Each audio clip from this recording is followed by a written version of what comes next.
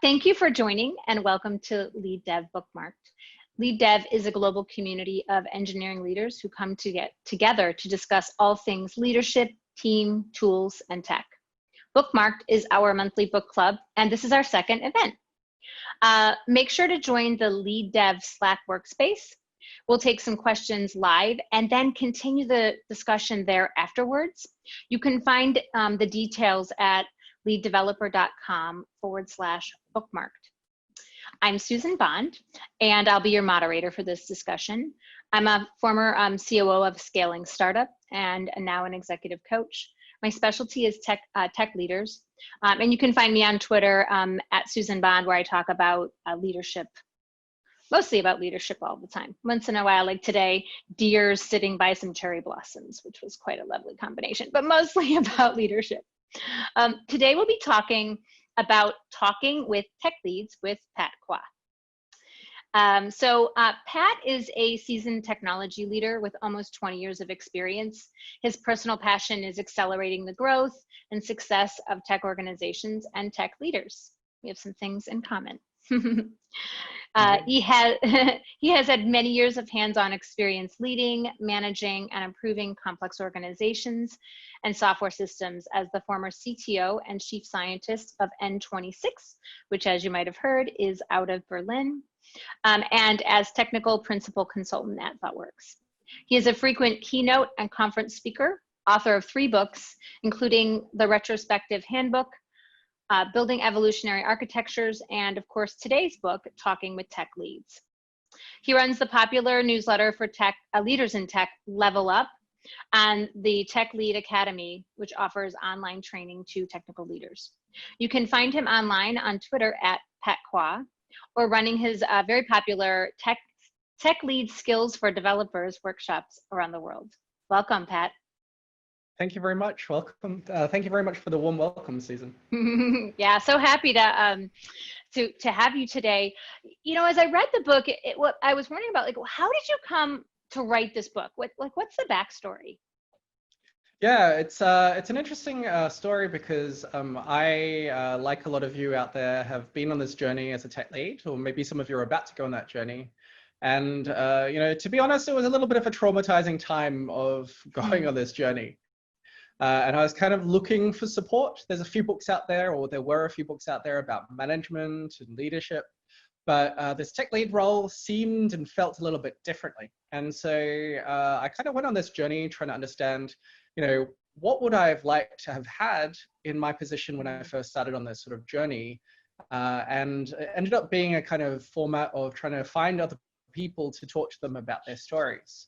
And the purpose of the book I wanted to have was kind of this collection of stories with the same sort of questions, but to give people a lot of space to sort of answer them in how they felt would be the most valuable for other people.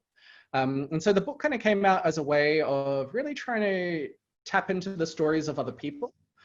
Personally, I was just kind of interested because I'd had my journey, but I know that other people had different paths and different contexts and different journeys. So I reached out to lots of different people who were going on their journey, or people who'd already been on their journey. And what was hard was trying to capture those people just about to start on their journey, to try to understand this kind of breadth of potential experiences that people might have, so that I could give people this idea of this experience condensed into a single book, into a single place. Yeah, that's so great. There's so much power in sharing other people's stories, right? And hearing a breadth of stories. I just have to ask, you mentioned that you found maybe being a tech leader, becoming a tech lead, a little bit traumatizing, I think you said. And I'm curious if there was one thing that maybe made it the most traumatizing for you, just to hear a little bit about your own story. Yeah, absolutely. So my first tech lead experience, official tech lead experience, was so I used to work for a consultancy. So in a consultancy, you work on different projects with different clients. And I was coming back from an overseas trip, and I was actually at the airport on the weekend, and I got a call from staffing, who are the people who would sort of say which team or which projects that you're on. And they said, "Oh, hey Pat, we'd really like you to not go back to this team that you're working on. We'd like you to start on this new team and become the tech lead of it." And I was like, "Oh, like this is interesting. And this is how I think a lot of people fall into it. I was like, okay, that sounds kind of exciting. I'll do it. And then as I hung up, I kind of realized, what did I need to do differently? And I think this is where the puzzles sort of started to come in, where, I went into the office, first day, had a new team, and then I was kind of wondering, what is expected of me? How do I know I'm successful? Am I doing things right? And like a lot of people on their first time, you try as best as you can what you think is right. Part of the trauma, I guess, was like this, not just trying to do a good job, but you don't know if you're doing a good job, right? So as a developer, I know what good code looks like. I know what bad code looks like. I know if I make bugs, I have probably not tested it enough. But as a first-time tech leader, you have this role, but nobody really gave me the description or expectations around what good looks like. And so for me, it was really hard because I was really struggling, or at least internally struggling, to really feel like I'm doing the right thing. And so I guess that's part of the trauma that translates into the book, of trying to help people avoid that if possible. So to help them understand a little bit more about the troubles that you'll have when you step into this role, why it's really different from being a developer, and also to hear how people approach it from different perspectives. Yeah, that's so good. I do think that that is quite a big career transition, and how do you know what good looks like is such an important thing. It's easy to step over. Maybe we're excited or like, oh, this is something new, and then it just sinks in, maybe like, oh wait, I know what I was doing before. Now I don't know what good looks like. Yeah. Right. Yeah.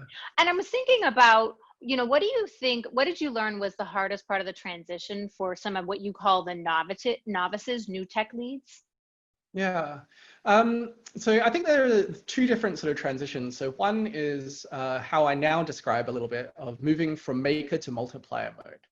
As a developer, and as a senior developer, you kind of get proud of making good choices or good decisions, right? So you feel like you own more complex problems. You feel like you get to create simple solutions to those complex problems. And when you translate that into this new role, suddenly you're not really being rewarded, or you shouldn't be rewarded for the things that you personally do. So it's not the things that you make. It's more about the environment that you multiply. And that mindset shift of moving away from sort of doing to enabling is a huge challenge for a lot of first-time sort of tech leads.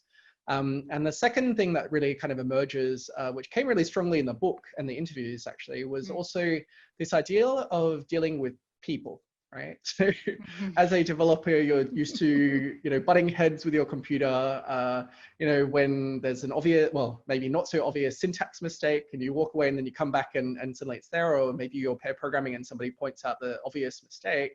There's less variability, or there's less confusion around that. And when you step into this tech lead role, suddenly you aren't doing anymore, you're enabling, and you suddenly have to deal with all these different types of people, and nobody has given you skills or prepared you to deal with that. People are often sort of picked to play this role because other people sense that they might be slightly better with people than other, but when you transition into that role, suddenly it's like, am I doing a good job? I'm not so sure how I should cope with this situation, and this person's maybe got angry with what I just said. I'm not quite sure what I did to sort of trigger that behavior. Like, was it me or was it like them? And so all of those challenges are like very common for first-time tech leads. Yeah, I think it's a really good point too, that maybe there's like a potential or ability, people think, oh, they can handle some of the people stuff, but it is quite different, right, than code. And I think you kind of mentioned about training. Did you get any training for that? And do you find most folks get training around some of the people skills, or no? Yeah, you're shaking your head. So me personally, no. Ironically, I've never been on a leadership training course, which is really funny. It's all through trial and error, which is how most tech leads kind of learn. And I have to say, when I was at ThoughtWorks, the people team did try to support people on this journey. Some people would get to go on a leadership course, and a lot of companies put together a leadership course. One of the reasons why I sort of started investing in supporting tech leads in particular is because a general leadership course touches very important skills like feedback, communication, self-awareness, conflict resolution, which are good leadership skills, but they're not the only situations that tech leads will find themselves in. You know, that's kind of a gap that I noticed started coming out of the people who came out of a general leadership program. Is, you know, you kind of have a mix of people from many different roles or different sort of teams, and then people go back to their team and go, okay, what do I do differently, right? So how do I put this into my sort of circumstance? And so as a tech lead, for example, you know, if you're going to resolve conflict, you're going to probably end up with two developers who disagree about which either syntax or library or framework or tool, and you'll have to be one of those people that can navigate that, right? And so if you have these scenarios that people can relate to immediately when they go back, I believe that training becomes a lot more effective. So, you know, I do think training is very helpful out there because it helps people understand possibilities and awareness, and it's a good way to step back away from, you know, when you're in your particular team. And a lot of people don't get that experience, unfortunately. But even those people that do get that experience, sometimes it's maybe a little bit detached from what they're going to find themselves in. So no, I didn't get any training, but not uncommon.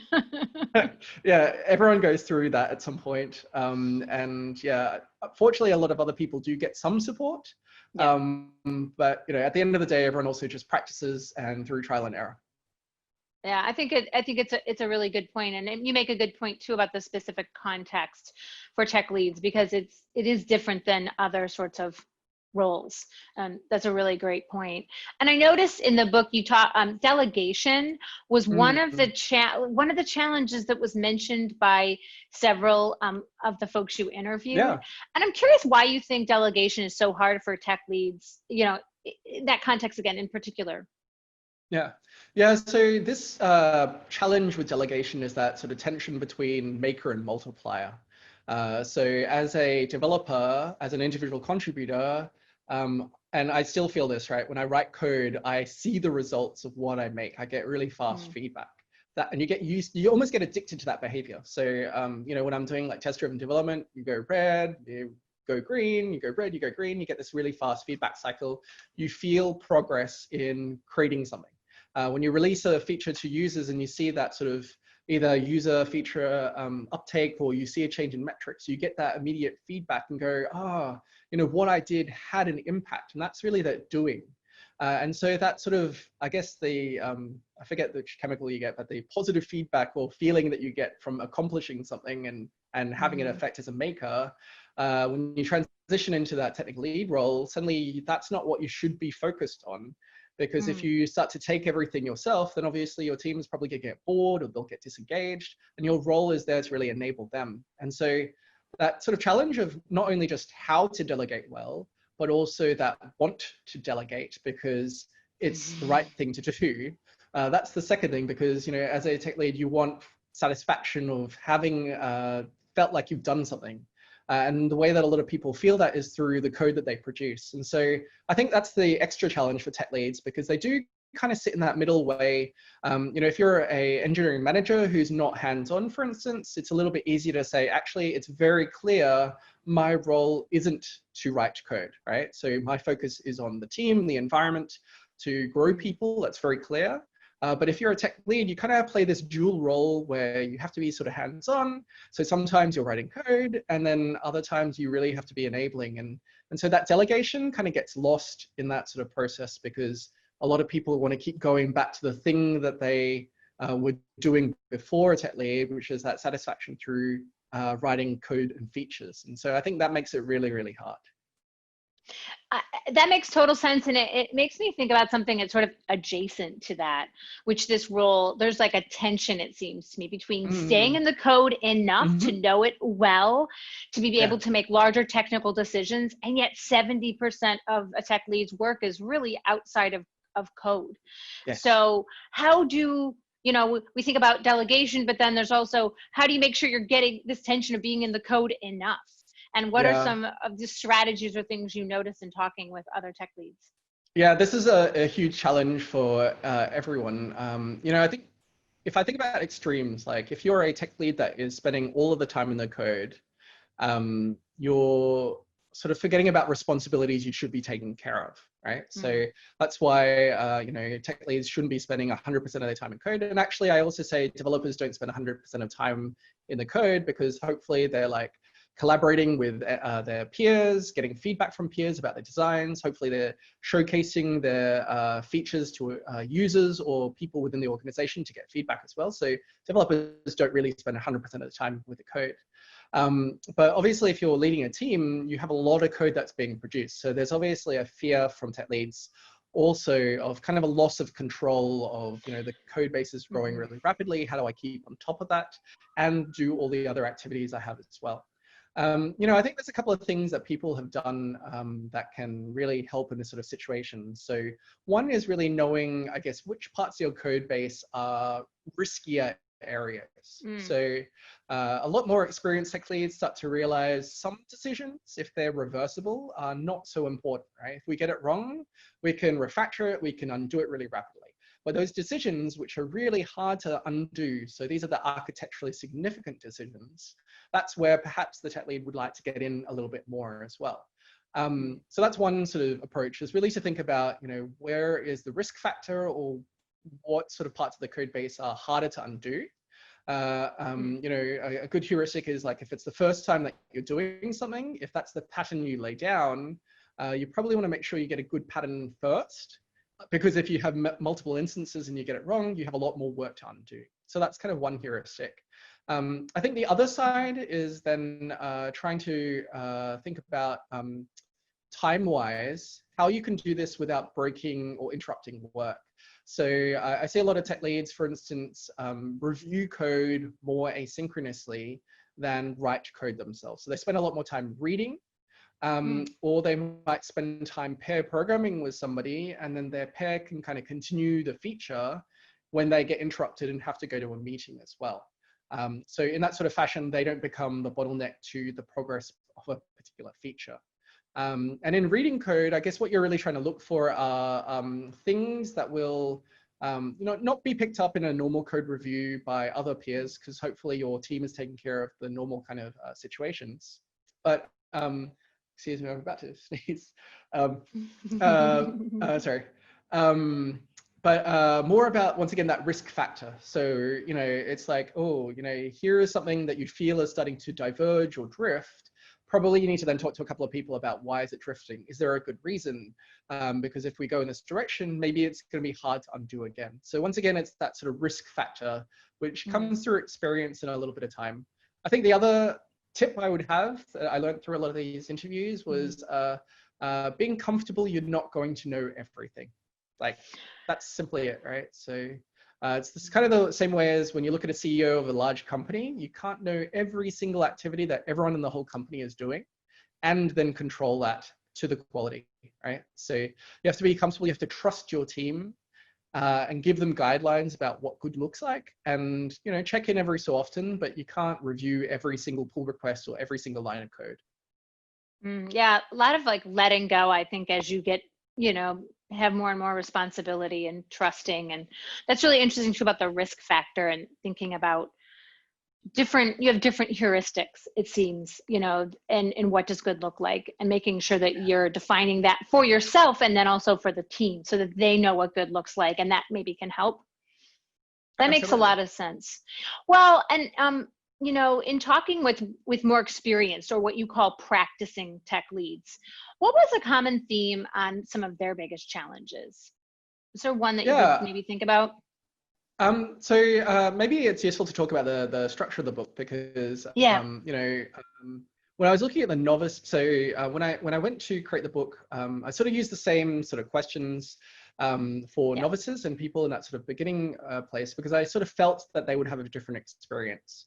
And so for the more experienced tech leads, I kind of had a different set of questions, but consistent for the experienced people. And I guess what was interesting is that some people started to focus on particular areas, which led to the sections that you see in the book. So some people maybe emphasize a little bit more about the challenges, maybe dealing with people. Some of the people focus a little bit more on the architecture and the technical problems. Other people focused on, having to talk to the business and bridge with the business. And then other people were sort of resonating about sort of their perspective. And I guess the theme that kind of came out was everyone has a different situation. Everyone has a different set of strengths. And therefore, in that different situation with these different strengths and experiences, people seem to emphasize certain aspects of the role more than others. And I think it's a really powerful lesson, because I think it taught me, and I hope that a lot of people start to also understand, there's no one right way of being a good tech lead. And yeah. It's such a great point, right? Because I think when we get into a new role, maybe we think there is this right way and we search for it. And maybe hopefully that will help people from stop searching for one right way and get a diverse perspective and see there's a few different ways to go about it. I certainly hope so. And I think the playing to the strengths thing was definitely that sort of theme that came out, is that, people sort of gravitate towards those things because either they're maybe naturally inclined to think more about that or focus on that or bring that out in the role. And that's okay, right? Just because somebody else does it differently, it's perfectly fine. Yep. I totally agree with that. What was one thing that surprised you the most? And when you're talking with tech leads you interviewed for the book?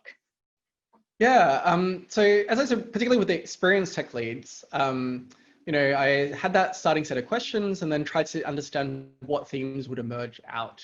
And I expected the tech lead role, unlike maybe an engineering manager, is that there's a heavy focus on the architecture or the technical side. So I expected that one. Same thing about maybe communicating with the business side, is that, part of that role of the tech lead is kind of almost playing that adapter layer or translator layer, technical world to the non-technical world. And then the people side, I had experienced that myself, the diversity. I still experience it, you're never done. And then the fourth theme was the one that really surprised me, which is really this sort of focus on you as a leader. So, I kind of felt like I knew that, but I was really surprised at how some people, it was really a big theme for them of they really need to first ground themselves. If they weren't grounded as a leader, or they didn't take care of themselves, they realized they couldn't be an effective leader for other people. And I guess I was really surprised at how strongly that theme came across. And that's one of the reasons I sort of put that as a whole section in the book, because I do realize for some people, they need to hear that message, right? So some people feel like they always have to please everyone else first. And then they stress themselves out by saying yes to everyone, and then they're not taking care of themselves. And then it's very hard for them to lead a team effectively. So that was probably the biggest surprise, the investing in yourself as a person, as a leader. And once you've taken care of yourself, or your minimum self-care, then you're in a good place to be able to lead a team effectively. Yeah, I see that in my work too, that oftentimes I have to talk with folks about make sure to take care of you, because many of the people who are leading, I think they feel a great deal of responsibility to the team, and the way it's about the way they define it. And there's people who can end up with burnout, or maybe they are a little bit snappish because they're under so much stress and pressure because they're not getting that minimum self-care, as I think you called it. Absolutely. Yeah. And I think one thing that sort of exacerbates that, which is that weird transition is that, when you're working in a development team, most development teams today have some good process that kind of manages the environment, right? So you might have a Kanban wall, or you might have Scrum or XP sort of planning process. And everyone who's working in that environment generally are pretty sustainable. And when you transition into that tech lead role, suddenly you find yourself being interrupted, constantly context switching. You feel like you have to be writing all this code, and nobody's sort of giving you a process by default. And I think that's probably why it's also such a surprise for a lot of people, because when you're in that development sort of environment, that the sort of team process is taking care of a lot of that sort of self-care. But suddenly as a tech lead, like nobody is giving you a process, or nobody's telling you should do this. And I think that's why that probably came across. That's such a great point. And to kind of follow up on that, what advice would you give to anyone who's thinking about becoming a tech lead, or who just became one, right now?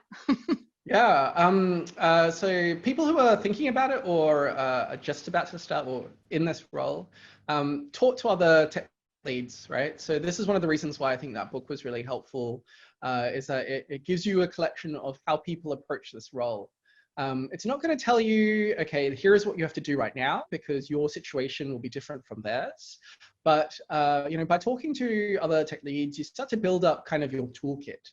And then you start to think about, okay, in the situation, I talked to this tech lead and they suggested this approach. I talked to this other tech lead, they suggested this approach. Maybe I try that one for this time, right? And so I think by having that support network of different people, you get ideas about things that maybe you don't do, or maybe you get assurance that what you're doing, other people do as well. And B, I think also when you don't have an idea, you can reach out to somebody and you get that support. And I think that's really important in this sort of role, is trying to understand, where do you go for that support? How do you get your queries answered?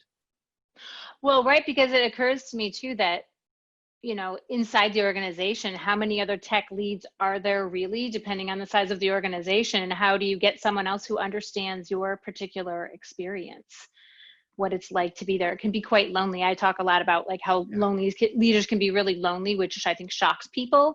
And my guess is that the tech leads might be lonely too, if they unless they develop peer networks and other support structures.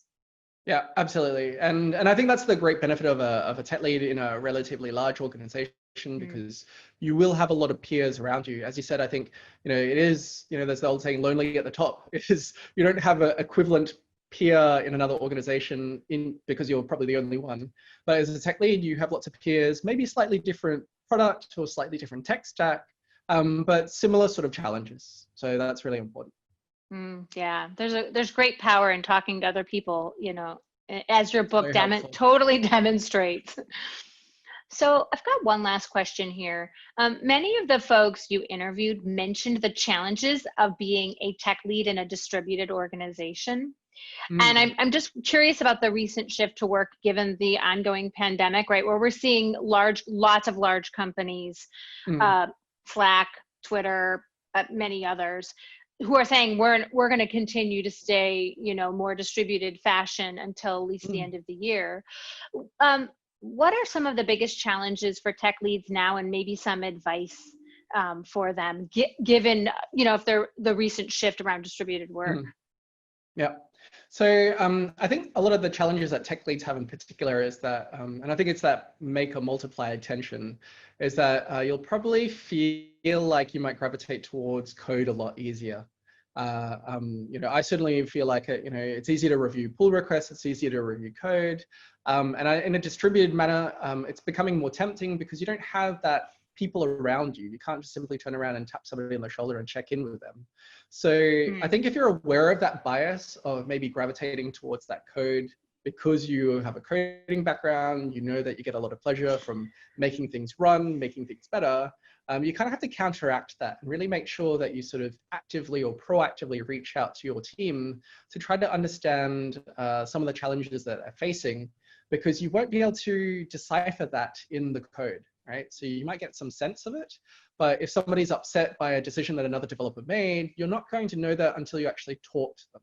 And I think you have a responsibility, if you're going to lead your team effectively, of really investing in those relationships with the team and actively creating that space so you can understand the things that they're finding challenges with that aren't going to be represented in some source control system.